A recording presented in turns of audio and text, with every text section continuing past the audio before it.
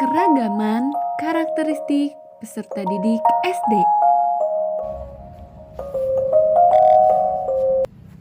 Assalamualaikum warahmatullahi wabarakatuh.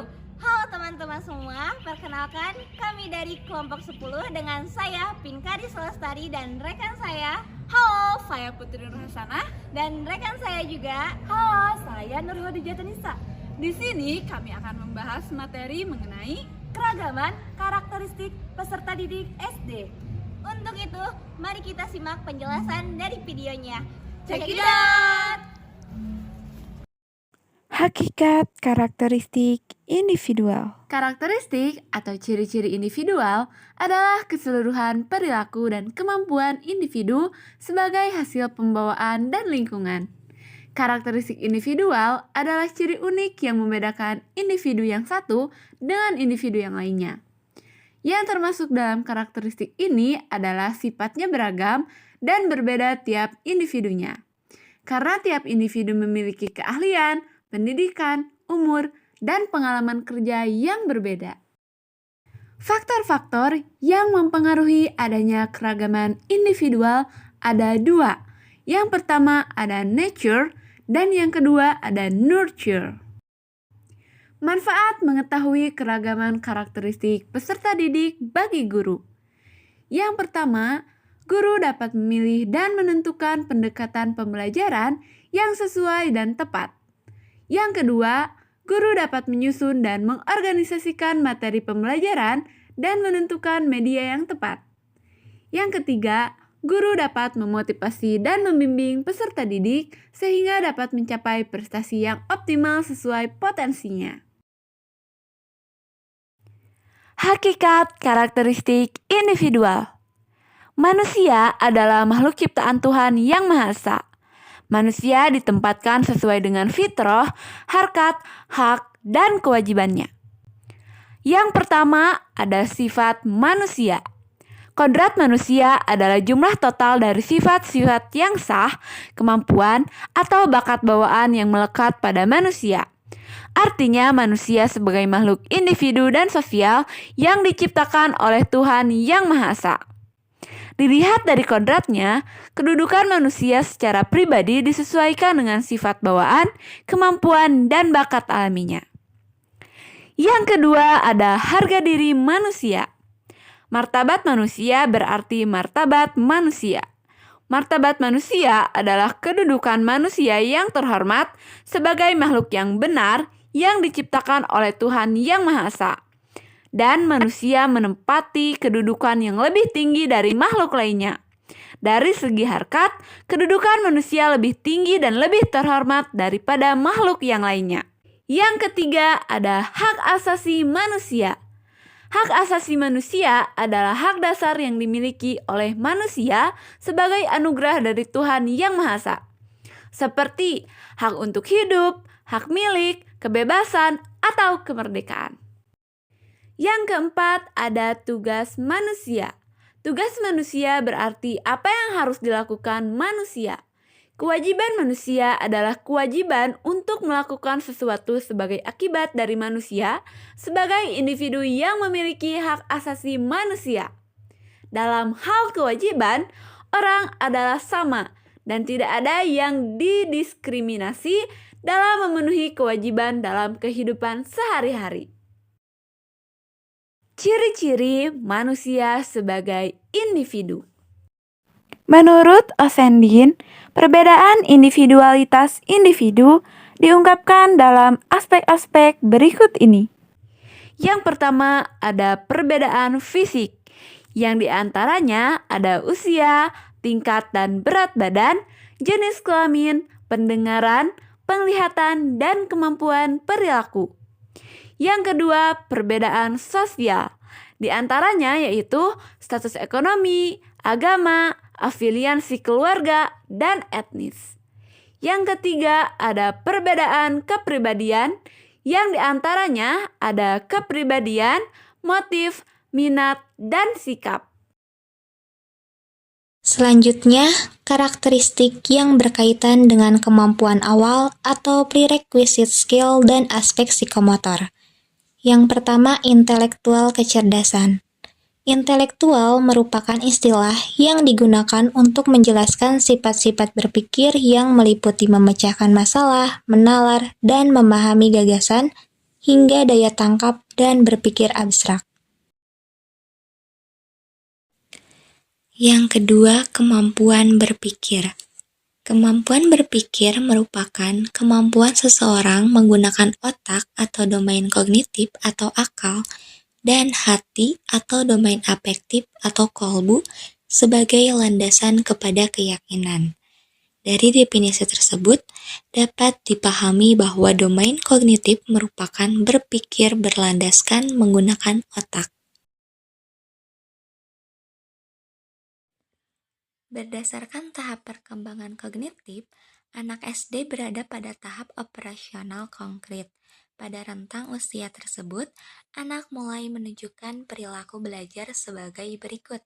Yang pertama, mulai memandang dunia secara objektif, bergeser dari suatu aspek situasi ke aspek lain secara reflektif, dan memandang unsur-unsur secara serentak.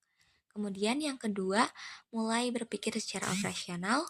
Yang ketiga, mempergunakan cara berpikir operasional untuk mengklasifikasikan benda-benda. Yang keempat, membentuk dan mempergunakan keterhubungan aturan-aturan prinsip-prinsip ilmiah sederhana dan mempergunakan hubungan sebab akibat. Dan yang terakhir, yang kelima, memahami konsep substansi, volume zat cair, panjang, lebar, luas, dan berat. Selanjutnya, tahapan perkembangan berpikir kecenderungan belajar anak usia SD yaitu yang pertama konkret. Konkret merupakan proses berpikir lewat bayang atau tanggapan khusus yang terjadi dari pengamatan panca indera yang bersifat konkret.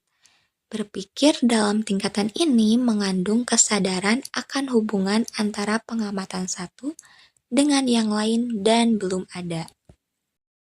Kemudian yang kedua, integratif.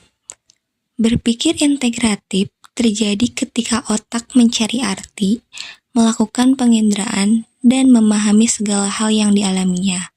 Proses berpikir ini berlangsung ketika terjadi getaran khusus 40 MHz pada seluruh bagian otak dan mendasari ditemukannya inteligensi spiritual.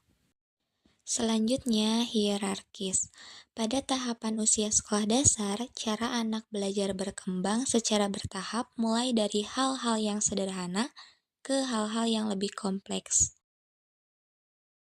Hal-hal yang berhubungan dengan aspek psikomotor.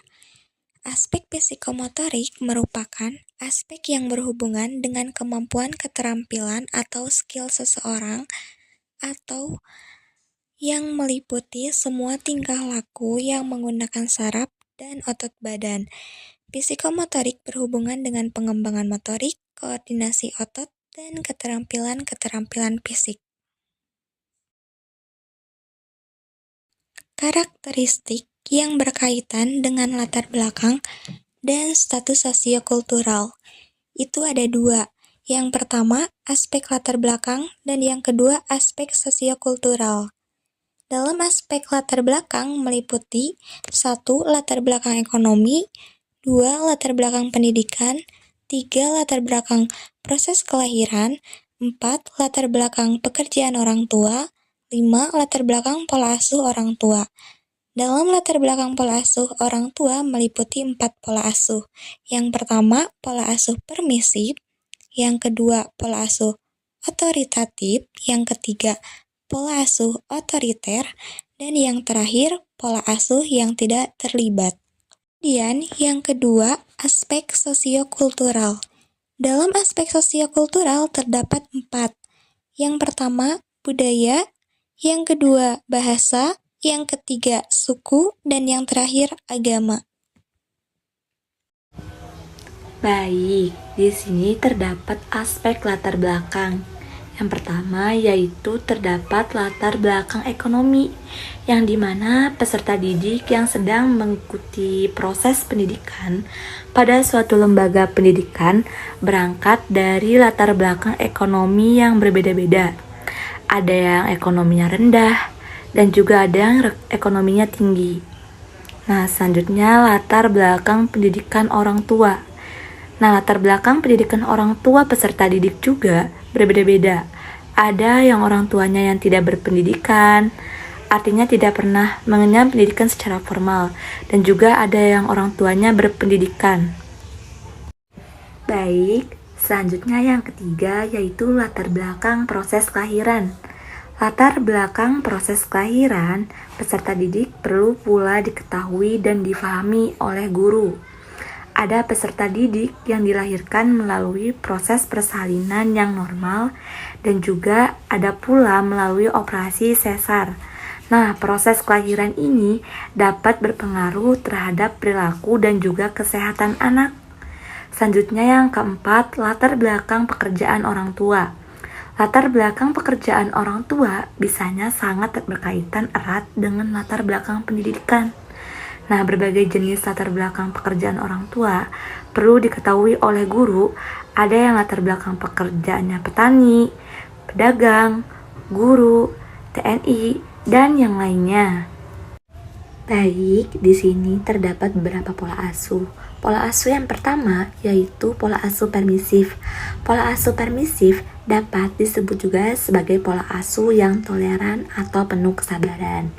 Yang kedua yaitu pola asuh otoritatif. Gaya pengasuhan ini dikenal juga dengan pola asuh demokratis, di mana orang tua dan anak selalu berbicara bersama untuk mendapatkan sebuah solusi bagi kedua pihak. Yang ketiga yaitu pola asuh otoriter. Gaya pengasuhan ini ditandai dengan aturan orang tua yang kaku dan harapan tinggi untuk diikuti anak tanpa syarat. Yang terakhir yaitu pola asuh yang tidak terlibat. Pola asuh yang tidak terlibat atau pola asuh yang tidak diperhatikan adalah gaya pengasuhan yang paling berbahaya. Selanjutnya, terdapat aspek sosiokultural. Yang pertama, terdapat budaya. Nah, budaya di Indonesia beragama. Setiap peserta didik memiliki budaya yang berbeda-beda. Hal ini disesuaikan dengan asal daerahnya masing-masing. Yang kedua, terdapat bahasa. Sesuai dengan daerah asal, maka bahasa pun berbeda-beda. Yang ketiga, terdapat suku. Suku bangsa juga beragam. Peserta didik ada yang berasal dari suku Jawa, Sunda, Batak, dan lain-lain. Selanjutnya, yang terakhir yaitu agama. Demikian pula agama, karena di Indonesia ini diakui 5 negara besar. Maka keragaman agama itulah yang ada pada peserta didik. Ada peserta didik yang beragama Islam, Kristen, Protestan, Katolik, Buddha, dan Hindu. Nah, di sini ada karakteristik yang berkaitan dengan perbedaan kepribadian. Yang pertama yaitu pengertian individu. Manusia adalah makhluk yang dapat dipandang dari berbagai sudut. Manusia adalah makhluk yang berpikir atau Homo sapiens, makhluk yang berbentuk, makhluk yang dapat dididik, dan juga merupakan pandangan tentang manusia yang dapat digunakan untuk menetapkan cara pendekatan yang akan dilakukan terhadap manusia tersebut. Selanjutnya yaitu karakteristik individu, yang dimana karakteristik yang berkaitan dengan perkembangan faktor biologis cenderung lebih bersifat tetap, sedangkan karakteristik yang berkaitan dengan sosial psikologis lebih banyak dipengaruhi oleh faktor lingkungan.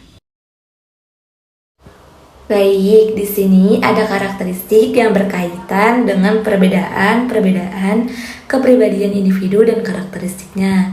Yang pertama yaitu ada aspek perkembangan individu, yang dimana perkembangan dasar atau esensi dari lingkungan belajar mengajar yang sehat adalah suasana belajar yang secara nyata dan dapat menumbuhkan munculnya perasaan yang terdapat antara siswa dan guru di dalam kelas. Selanjutnya yaitu memahami perbedaan individual. Tugas utama guru adalah mengajar dan dalam proses pembelajaran yang dihadapi adalah anak manusia yang bersifat unik. Kata unik mengandung berbagai pengertian. Nah, secara umum perbedaan individual yang perlu dipertimbangkan dalam pelaksanaan pengajaran di kelas yaitu adalah faktor-faktor yang menyangkut kesiapan anak untuk menerima pengajaran. Selanjutnya yang terakhir yaitu perlunya pemahaman perkembangan peserta didik. Dari ulasan tersebut, nampak bahwa mempelajari berbagai aspek psikologis anak sangat membantu keberhasilan proses pengajaran karena dengan memahami berbagai faktor yang merupakan kondisi awal anak dan akan menjadi alat bantu yang penting bagi penyelenggara pendidikan dalam mencapai tujuan pendidikan yang telah ditetapkan. Udah di akhir video aja nih. Betul teh. Kami dari kelompok 10 pamit undur diri. Wassalamualaikum warahmatullahi